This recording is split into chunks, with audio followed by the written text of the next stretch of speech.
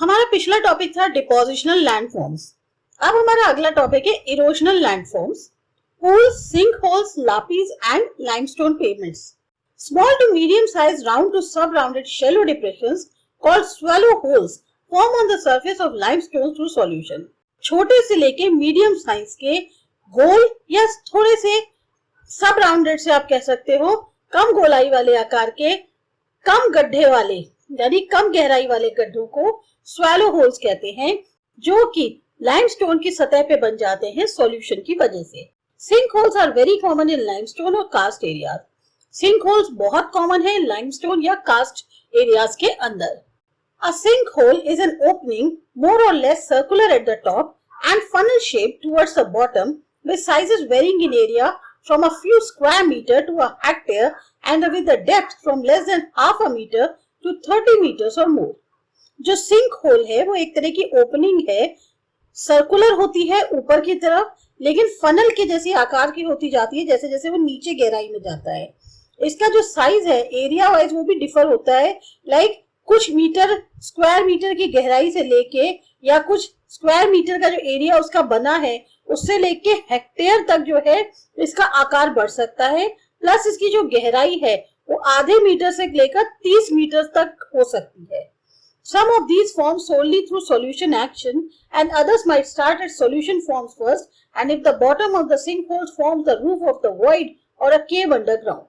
कुछ ऐसे होती हैं इस तरह की फॉर्म्स जो सॉल्यूशन एक्शन की वजह से बनती है, यानी सॉल्यूशन के सिंक होने की वजह से। वही कुछ ऐसी भी होती है जो तब शुरू होती है जब सॉल्यूशन सबसे पहले बनता है, और अगर बॉटम जो है सिंक होल का वो एक तरह से रूफ का काम करता है, कोई भी ओपनिंग हो वॉइड या केव अंडरग्राउंड जो है उसके लिए छत के तौर पे काम करता है। It might collapse leaving a large whole opening into the cave और अ वॉइड बिलो, और गलती से अगर वो गिर गया तो आपके सामने एक बहुत बड़ा ओपन केव या वॉइड सा खुल जाएगा, यानी कि वो जो छत है अगर वो टूट गई तो फिर काफी गहराई में एक तरह से गड्ढा सा आपको देखने को मिल जाएगा। Quite often sinkholes are covered with soil mantle and appear as shallow water pools. ज्यादातर सिंक होल्स जो है उसके ऊपर सॉइल की जो है वो लेयर होती है और आपको देखने में बहुत कम गहराई वाले वाटर पूल्स की तरह दिखता है। Anybody stepping over such pools would go down like it happens in quicksand in deserts. गलती से भी अगर किसी ने इन तरह के पूल्स पे पैर रख दिया तो वो सीधे अंदर चला जाएगा, बिल्कुल वैसे जैसे डेजर्ट्स में दलदल होती है उसके अंदर। The term doline is sometimes used to refer the collapsed sinks. और जो टर्म है डोलाइन वो इसलिए रिफर करते हैं उसको, कई बार जो कोलैप्स हो जाते हैं इस तरह से सिंक होते हैं उनको बताने के लिए हम टर्म जो है वो डोलाइन इस्तेमाल करते हैं। Solution sinks are more common than collapse sinks. अब सॉल्यूशन सिंक ज्यादा कॉमन है कोलैप्स सिंक के मुकाबले। Quite often the surface runoff simply goes down shallow and sinkholes and flow as underground streams and re-emerge at a distant downstream through a cave opening. कई बार ऐसा होता है कि जो सतह है वो एकदम से जो है नीचे चली जाती है, स्वैलो जैसे कहते हैं नीचे चली जाती है, और सिंक होल्स जो है वो बन जाते हैं और फिर वो एक अंडरग्राउंड धारा की तरह बहने लगती है और फिर दोबारा कहीं दूर जाके वो ऊपर निकल आती है केव ओपनिंग के। When the sinkholes and dolines join together because of slumping of materials along their margins or due to roof collapse of caves, long, narrow to wide trenches called valley sinks or uvalas form. जब ये sink holes या डोलाइंस जो है आगे जाके मिलते हैं इन materials के स्लम्पिंग की वजह से, मतलब मटेरियल्स में कमी की वजह से, जब ये आपस में जाकर मिलते हैं अपने मार्जिन्स पर या रूफ कोलैप्स हो जाती है केव्स की, तो बहुत ही लंबी पतली पतली से लेके चौड़ी तक की एक खाई टाइप की ट्रेंच जिसे बोलते हैं, नाली टाइप की खूब बन जाती है जिसे हम वैली सिंक या युवाला फॉर्म कहते हैं। Gradually, most of the surface of the limestone is eaten away by these pits and trenches, leaving it extremely irregular with a maze of points, grooves or ridges or lappings. होता क्या है, ज्यादातर जो surface है limestone की उसको ये पिट्स है, ये ट्रेंचेस हैं, ये एक तरह से खा लेती हैं और रह क्या जाता है, मतलब एक तरह से खत्म कर देती हैं और वहां पर रह जाता है बहुत ही इरेगुलर मेज, यानी कि एक असेंबली रह जाती है, एक पजल टाइप की रह जाती है, पॉइंट्स की, ग्रूव्स की, रिजेस की या लैपीज की। Especially these ridges or lappies form due to differential solution activity along parallel to sub-parallel joints. अब होता क्या है, ये जो रिजेस हैं या ये जो लैपीज हैं, ये बन जाती हैं डिफरेंशियल सॉल्यूशन एक्टिविटी की वजह से आइदर पैरेलल या सब पैरेलल जॉइंट्स के। द लैपी फील्ड में eventually turn into somewhat smooth limestone pavements, और ये जो लैपी फील्ड होती है ये ज्यादातर स्मूथ लाइमस्टोन एक पेवमेंट की तरह दिखने लगती है। Caves in areas where there are alternating beds of rocks, shales, sandstones, quartzites with limestones or dolomites in between, or in areas where limestones are dense, massive and occurring as thick beds, cave formation is prominent. वो इलाके जहां पर alternating beds जो है rocks की, either shell हो, sandstone हो, क्वार्टजाइट्स हो, जिसमें लो लाइमस्टोन और डोलोमाइट जो है उनके बीच में होता है, या उन इलाकों में जहां लाइमस्टोन ज्यादा होता है, बहुत मैसिव होता है और थिक बेड्स की फॉर्म में अकर होता है, वहां केव फॉर्मेशन काफी प्रोमिनेंट है। Water percolates down either through the materials or through cracks and joints and move horizontally along bedding planes. जो पानी है वो इनके अंदर घुस जाता है मटेरियल्स के थ्रू, क्रैक्स या जॉइंट्स के थ्रू, और फिर हॉरिजॉन्टली मूव करने लगता है इन बेडिंग प्लेन्स पे। It is along these bedding planes that limestone dissolves and long, narrow and wide gaps called caves result. नतीजा क्या होता है, इन बेडिंग प्लेन्स पे ये जो लाइमस्टोन है ये डिसॉल्व हो जाता है और फिर एक बहुत लंबी पतली से लेके चौड़े गैप्स जो है जिनको हम केव्स कहते हैं वो बन जाते हैं।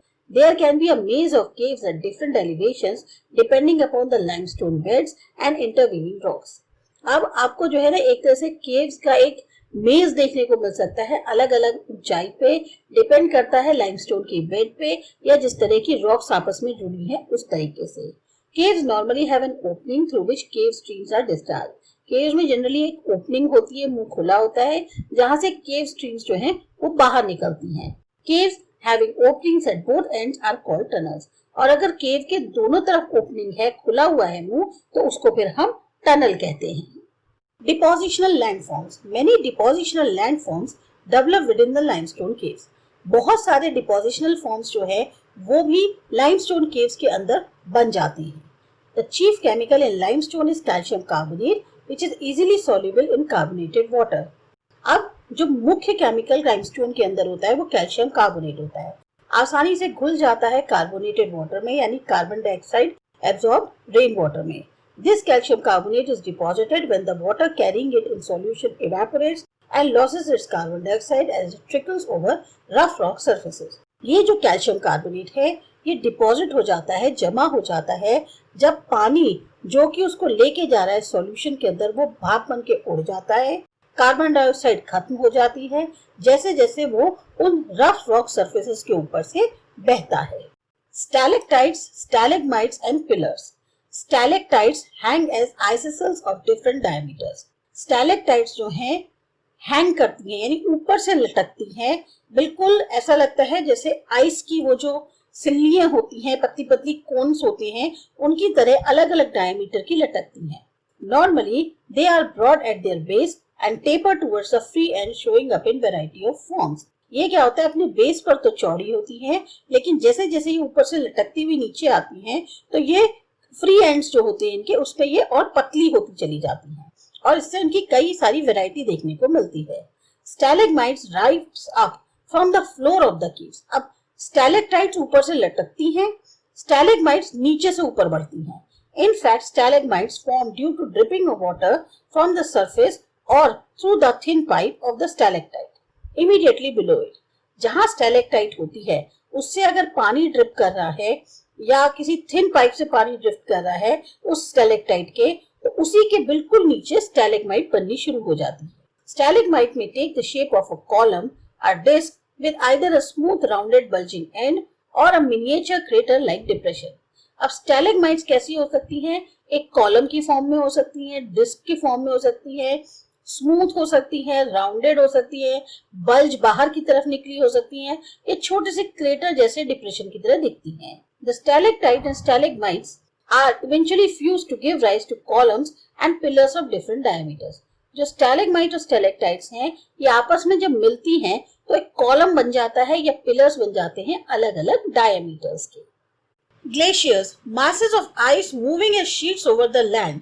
बहुत बड़ा मास आइस का जो शीट की तरह लैंड पे मूव करें। कॉन्टिनेंटल ग्लेशियर और piedmont glacier if a vast sheet of ice spread over the plains at the foot of the mountains. यानी जो कॉन्टिनेंटल ग्लेशियर या जो पिडमोंट ग्लेशियर होते हैं वो एक बहुत सारी शीट होती है आइस की जो पूरे प्लेन्स पे फैली हुई होती है, माउंटेन्स के जो फुटहिल्स होते हैं उस पे या जो माउंटेन्स होते हैं उनके ऊपर। एज लीनियर फ्लोज डाउन और slopes of mountains in broad trough like valleys are called glacier. तो जब ये जो शीट है आइस की ये लीनियर फॉर्म में या क्या कहते हैं ऊपर से बहकर आती है तो ये क्या होता है, एक खाई जैसा एरिया जो होता है उसको पूरा कवर करती हुई नीचे आती है, तो इसको जो है हम ग्लेशियर कहते हैं।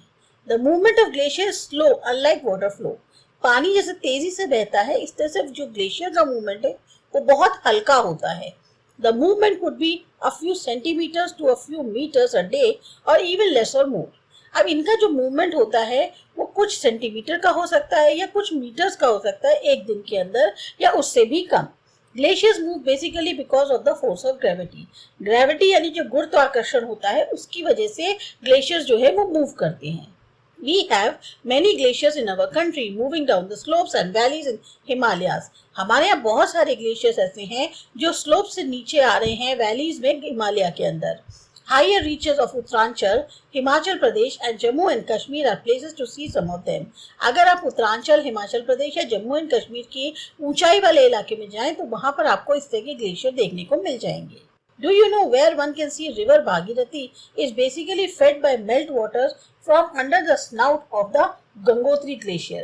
आपको पता है जो रिवर भागीरथी है वो बेसिकली एक पिघला हुआ पानी जो है उससे आ रही है, या कहना चाहिए जो बर्फ पिघलती है कहाँ से निकल रहा है वो पानी, गौमुख से। यानी कि एक मुंह है गंगोत्री ग्लेशियर का जो खुला हुआ है जिसमें से पानी आ रहा है और भागीरथी नदी उसी में से आ रही है। In fact, Alkapuri glacier feed waters to Alaknanda rivers. Alkapuri glacier का पानी अलकनंदा नदी में आता है। Rivers like Alaknanda and Bhagirathi join to make river Ganga near Devprayag. और यही जो नदियां हैं अलकनंदा और भागीरथी ये मिलकर गंगा बनाती हैं देवप्रयाग में। Erosion by glaciers is tremendous because of friction caused by sheer weight of ice. अब जो ग्लेशियर्स की वजह से इरोजन होता है वो बहुत ज्यादा होता है क्योंकि आइस की जो रगड़ होती है उसमें वेट आइस में काफी होता है, बहुत सारा मास आइस का एकदम से नीचे आता है तो बहुत सारी चीजें अपने साथ नीचे ले आता है। The material plucked from the land by glaciers, usually large size angular blocks and fragments, get dragged along the floors or the sides of the valleys and cause great damage through abrasion and plucking. बहुत सारा material जो जमीन का है वो glaciers के साथ नीचे बहता हुआ चला आता है। अब इसकी वजह से क्या होता है, चाहे फ्लोर्स या साइड्स ऑफ द वैलीज है उनके अलोंग वो ड्रैग होता नीचे आता है जिसकी वजह से बहुत ज्यादा तबाही होती है। Glaciers can cause significant damage to an unweathered rocks and can reduce high mountains into low hills and plains.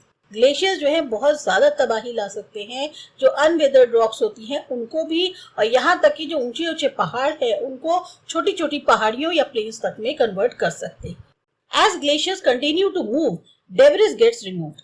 अब जो भी क्या कहते हैं ग्लेशियर्स आगे बढ़ते हैं उससे जो भी मलबा होता है वो हट जाता है। Divides get lowered and eventually the slope is reduced to such an extent that glaciers will stop moving, leaving only a mass of low hills and vast outwash plains along with other depositional features. जो divides हैं उनकी height कम हो जाती है, यहाँ तक कि जो स्लोप है वो भी कम हो जाता है इस हद तक कि ग्लेशियर्स जो है मूव नहीं कर पाते और खाली एक छोटी सी पहाड़ी का मास छोड़ देते हैं, जैसे हिस्सा छोड़ देते हैं, और या बहुत ज्यादा जो प्लेन्स है अलॉन्ग विद और जो डिपोजिशनल फीचर्स हैं उनके साथ एक बहुत बड़ा मैदानी हिस्सा जो है वो छोड़ देते हैं। Figure 7.13 and 7.14 shows various glacial erosion and depositional forms described in the text. तो आपके जो बुक में फिगर 7.13 या 7.14 दी है ये आपको तरह तरह की ग्लेशियल इरोजन और जो उससे डिपोजिशनल फॉर्म्स होते हैं जो कि टेक्स्ट पे बताए गए हैं उनके बारे में आपको उससे आइडिया ज्यादा बेहतर फॉर्म में लग जाएगा। इसके बाद हमारा अगला टॉपिक है अगेन इरोजनल लैंडफॉर्म्स। ये करते हैं अगले वीडियो में।